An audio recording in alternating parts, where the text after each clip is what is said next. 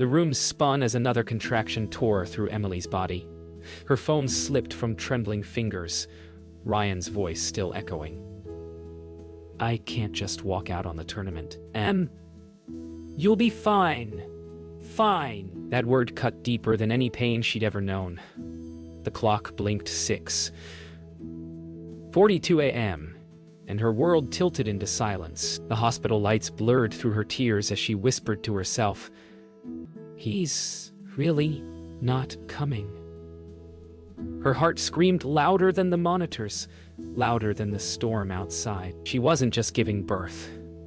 She was giving up the last illusion of the man she thought she married. Somewhere between the cries of her unborn child and the emptiness beside her bed, Emily realized this would be the day her heart broke, and her strength was born. Emily's world narrows to the rhythm of beeps and gasps. Between contractions, she stares at the empty chair beside her bed, the one Ryan promised he'd fill. Every pain feels like a reminder of his absence. Dr. Porter's calm voice pierces through the chaos, anchoring her to reality. When Emily finally hears her baby's cry, tears burst free. The sound is both beautiful and unbearable. She whispers to the tiny bundle placed on her chest, "It's just us now, sweetheart." Outside, lightning flares, a cruel applause for her lonely triumph. Hours later, silence fills the room. Emily stares at her sleeping baby, her thoughts circling the man who chose a game over them. Her phone lies dark, no calls, no apologies. For the first time, she feels something unexpected. Not despair, but awakening. This child, this tiny heartbeat beside hers, doesn't need a man who runs. She kisses her daughter's forehead and smiles weakly. "We'll be fine," she whispers, reclaiming the word Ryan used to hurt her. "We'll be better than fine." The hospital door creaks open. A nurse brings in paperwork Ryan should have signed. Emily's hand hesitates before she signs his name herself, the pen shaking slightly. There's no ceremony, no celebration, only silence and the faint cry of her daughter. She looks down at the name tag reading "Baby Carter" and feels the sting of unfinished promises. But somewhere inside, she begins to rewrite what that name means. Oh, as the rain outside slows to a drizzle, Emily stands at the window, holding her newborn. The world feels distant, muted. She traces a raindrop down the glass and whispers, "You and me, Sophie." The name feels like a promise. One will never break because he'll never get the chance to. Behind her, the first rays of morning light spill across the hospital floor, and for the first time, Emily doesn't feel alone. She feels free. The morning after, the hospital halls buzzed with whispers. Emily's story had already escaped those walls. A woman abandoned in labor while her husband chased a trophy. She sat in her bed, scrolling through news alerts that blurred through her tears. Local golfer, Mrs. Birth for Championship Swing. The words mocked her. Each click of the article felt like another contraction of humiliation. But as Sophie stirred in her arms, Emily's pain softened into something fiercer. The world could call her a victim, but she knew better. She was the one who stayed. She was the one who birthed love while he chased applause. And in that fragile silence, she vowed her daughter would never need to read about her mother's heartbreak to know her strength. By the time Emily returned home, the silence of the nursery felt heavier than ever. The crib Ryan built still smelled of fresh wood, the same scent she once loved. She placed Sophie inside gently, watching her tiny chest rise and fall. There were no balloons, no welcome home banners, just stillness and the echo of a goodbye never spoken. For a moment, Emily almost reached for her phone to call him to tell him what he missed. But then Sophie cooed softly, a sound so pure it erased the need for anyone else. "You're my whole world now," Emily whispered. And she meant it. Weeks blurred into months.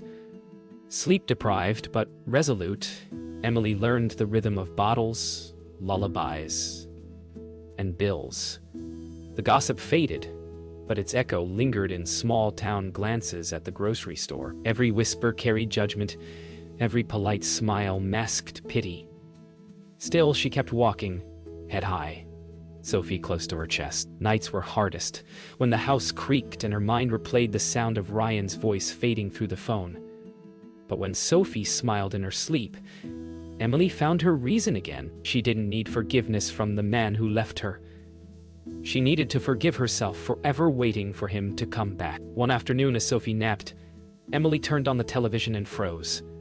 Ryan's face filled the screen, grinning beside a trophy. The interviewer asked about his greatest victory. His answer came sharp and easy. Discipline. You can't let emotions get in the way of greatness. Emily's stomach turned. Her finger hovered over the remote before she shut the TV off mid-sentence. For a long moment, she stared at her reflection in the blank screen. Hair unbrushed, eyes tired but alive. Greatness.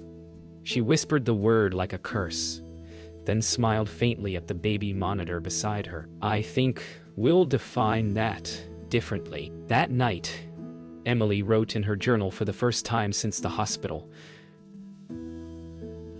She didn't write about Ryan. She wrote about Sophie, her tiny laugh, her smell. The way she fit perfectly into Emily's arms, like she'd always belonged there. Each word felt like reclaiming a piece of herself. She ended the entry with a single promise. One day you'll know your mother didn't break when he left. She bloomed. The ink bled slightly through the page, her tears mixing with it, sealing the vow. Outside, the night was silent, and for the first time it didn't feel lonely. It felt like peace. 3 years later, the world looked different. The ache that once consumed Emily had softened into something quieter, like an old scar that no longer hurt but never quite disappeared. Sophie ran through the park, her laughter echoing like sunlight. Emily watched her daughter's curls bounce and thought, this is what healing looks like. She no longer flinched at Ryan's name. It had become a story she no longer needed to tell. When she glanced up from the bench, she noticed a man kneeling near the sandbox, helping his son tie a shoe. Their eyes met for a heartbeat. His warm, hers wary. He smiled, simple and sincere. For the first time in years, Emily didn't look away. It started with small talk, the kind that didn't feel forced. Ethan's son, Liam, shared his toys with Sophie, and laughter stitched the air between their children. Emily found herself smiling more than she had in years. Ethan spoke with a kindness that didn't demand, a warmth that asked nothing in return. When he mentioned he was a single father, something inside her softened further. They were rent-broken, they were rebuilding, and maybe, just maybe, life was offering her another chance to see love differently. Not as rescue, but as recognition. Over time, their meetings became routine: coffee after school, drop-offs, shared dinners when the kids insisted on playdates. But what grew between them wasn't hurried or loud. It was patient. Ethan never asked about Ryan, never tried to fill a void. He just showed up, with steady eyes and open hands. One evening, as they watched the kids chase fireflies, Emily caught herself laughing so freely it startled her. Ethan noticed, smiled, and said softly, "It's good to hear that again." She didn't answer, just nodded, because for once, she wasn't surviving, she was living. The first time Ethan held Sophie, Emily's heart twisted. It wasn't fear, it was something deeper, something she hadn't allowed herself to feel since the hospital.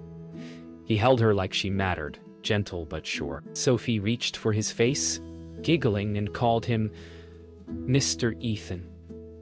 Emily laughed, though tears burned her eyes. Watching them together, she realized she wasn't losing her independence. She was gaining a family built on choice, not obligation. The thought terrified her, and thrilled her all at once. Months later, Emily stood in her kitchen, packing lunches as Sophie hummed a song Ethan had taught her. The house felt alive, messy, loud, filled with laughter.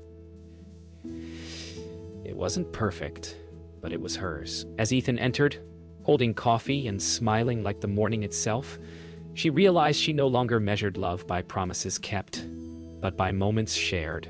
She had built a life from the ruins Ryan left behind. And as Sophie ran to hug them both, Emily whispered to herself, "We're whole." For the first time, she truly believed it. It had been 5 quiet years since the storm, and Emily's life had finally found rhythm. School drop-offs, family dinners, laughter echoing down hallways that once held silence. Then one crisp autumn morning, everything changed. A knock at the door. 3 steady taps pulled her from the kitchen. She opened it, expecting a neighbor. Instead, standing on her porch was Ryan, older, tired, but unmistakably him. His eyes searched hers with something that looked like regret. "Emily," he said, voice rough, "I heard about Sophie." The world seemed to tilt. The air left her lungs. All the memories she buried rose like ghosts. For a long moment she said nothing, then simply closed the door.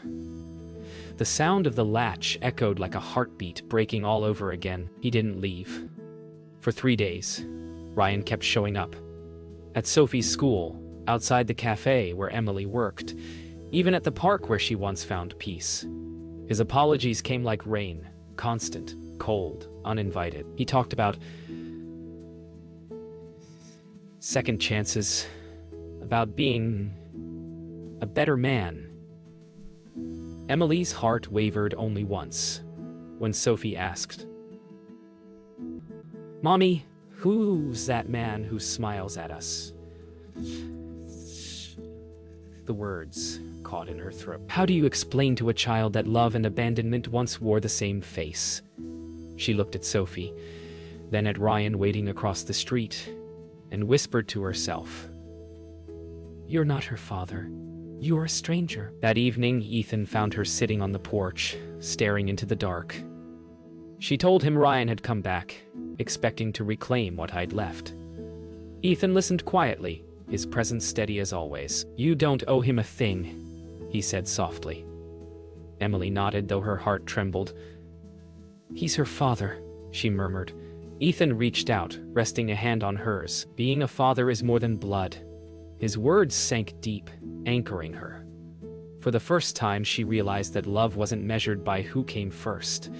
It was by who never left. Ryan's persistence finally pushed Emily to agree to a meeting.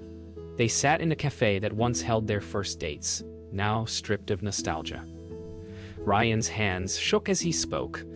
"I missed everything," he confessed. "I was stupid. I thought winning meant something." Emily stared at him, feeling nothing. Not hate, not love, just the hollow weight of closure. "You missed her first steps, her first words," she said, "and you can't replay those like your tournaments." He tried to smile through tears, but she didn't flinch. The silence between them was louder than any argument. For the first time, she realized forgiveness wasn't something he could ask for. It was something she could choose not to give. When Emily came home that night, Sophie was asleep, curled up with her favorite book. Ethan waited in the living room, quiet but present. Emily sat beside him, exhausted yet lighter somehow. "He wanted forgiveness," she said softly. "Did you give it?" Ethan asked. She shook her head. "Not yet. Maybe not ever." He nodded, no judgment in his eyes, only understanding. The world outside whispered with wind and moonlight, but inside, there was peace. Emily looked toward the hallway where Sophie slept and realized, closure doesn't come when someone apologizes. It comes when you stop needing them to. Ryan began appearing more often, not as the man who'd left, but as someone trying to rewrite his story. He sent flowers, gifts, and long messages filled with regret. He asked to see Sophie, just once. Emily hesitated, not because she wanted him back, but because she wanted peace. Part of her wondered if Sophie deserved to know him. So, against every instinct, she agreed to one meeting, in a park, neutral ground. When she saw Ryan kneel before Sophie, eyes glistening, calling her princess, Emily's heart cracked. For Sophie, it was a stranger's affection. For Emily, it was a ghost trying to claim what it had abandoned. For a while, Ryan played the part. Charming, attentive, patient. He brought Sophie picture books and promised weekend picnics. Emily could almost believe he'd changed. Almost. One evening, after Ethan had tucked Sophie into bed, Ryan called. His voice was soft, nostalgic. "I still love you, Em. I made a mistake." The silence that followed wasn't anger. It was clarity. She realized he wasn't in love with her. He was in love with the idea of undoing his guilt. "You left me when I needed you most," she said quietly. "Now you want me because I don't need you anymore." A week later, Ryan arrived uninvited. He brought a gift, an expensive toy, and Sophie's eyes lit up. "Mommy, can he stay?" she asked. Emily's breath caught. Ryan smiled like the old days, the kind that once fooled her. "Just dinner," he said. Ethan's car headlights flashed outside, and for a moment, the air froze. Two worlds collided in her living room, the one that broke her and the one that saved her. She looked at Sophie, at Ryan, then at the door. "No," she said softly. "He can't stay." And for the first time, she didn't apologize for choosing herself. The next day, Sophie sat beside Emily on the couch, holding her stuffed rabbit. "Mommy," she asked, "why doesn't that man live with us?" Emily froze. Sophie's innocence cut through every layer of pain Emily thought she'd buried. She looked into her daughter's bright green eyes and whispered, "Because he didn't know how to stay." Sophie nodded softly, processing the words with quiet wisdom far beyond her age. Then she smiled and said, "It's okay. We already have Daddy Ethan." Emily's tears came before she could stop them, because in that one sentence, her daughter had spoken the truth she never dared to say aloud. That evening, Emily called Ryan. Her voice didn't shake. "You can see her," she said, "but not to fix your guilt, to show her you care, if you really do." Ryan hesitated, realizing she no longer saw him as a threat or a savior, just a man she once knew. "You've changed," he said quietly. "No," she replied. "I just stopped waiting for you to." As she hung up, Ethan walked in, handing her a mug of tea. "Everything okay?" he asked. She smiled, tired but free. "It is now." Outside, the night was calm. The storm at last behind them. Ryan's request came in a trembling voice. He wanted to meet Emily alone. She agreed, not for him, but for herself. The years of silence had built walls she was finally ready to tear down. When she arrived at the old golf course where it all began, the irony hit her like a storm. He stood by the 18th hole, the same spot he'd chosen over her, hands buried in his jacket pockets. "You look strong," he said, eyes soft with regret. Emily's lips curved in a sad smile. "That's what happens when you're forced to survive." The wind carried her words across the field, sharp as truth. She wasn't here to reopen wounds. She was here to make sure they finally healed. For a moment, neither spoke. Then Ryan broke the silence. "I see you everywhere, Emily, in every regret, every dream I ruined." His voice cracked, the confidence long gone. Emily listened, her hands tucked into her coat pockets, the wind biting her cheeks. "You didn't ruin me," she said softly. "You just taught me what love isn't." His eyes filled with tears, but she didn't look away. "You left me to play a game," she continued. "But I learned to live one without you." Ryan took a step forward, voice trembling. I can't undo it. You don't have to, she replied. You just have to live with it. Ryan's voice trembled. I thought I could fix things if I just showed up. Emily shook her head slowly. You can't show up to redemption the way you showed up to golf, only when it suits you. The truth hit him harder than she intended. He pressed his palms to his face, voice muffled. I missed her whole life. Emily stepped closer now, not in pity, but in power. You missed the moment she said her first word. You missed her laugh. You missed me finding out I didn't need you to survive. Her tone softened, but she knows who you are now. That's enough. Her tears didn't fall. They dried years ago. When Emily finally turned to leave, Ryan called after her. Please, can you ever forgive me? She stopped, her back to him, the wind tugging at her coat. For a long time, she didn't answer. Then she turned slightly, her voice low but steady.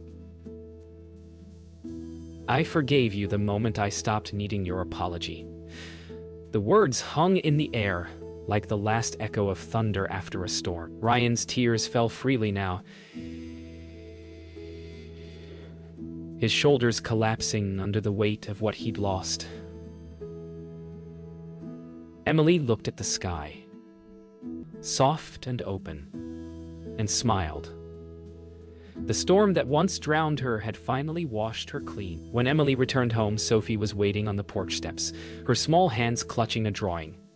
3 stick figures holding hands. That's us, Sophie said proudly. You, me, and Daddy Ethan. Emily smiled through tears, kneeling beside her. It's beautiful. Ethan came out with a blanket, wrapping it around them both. Everything okay?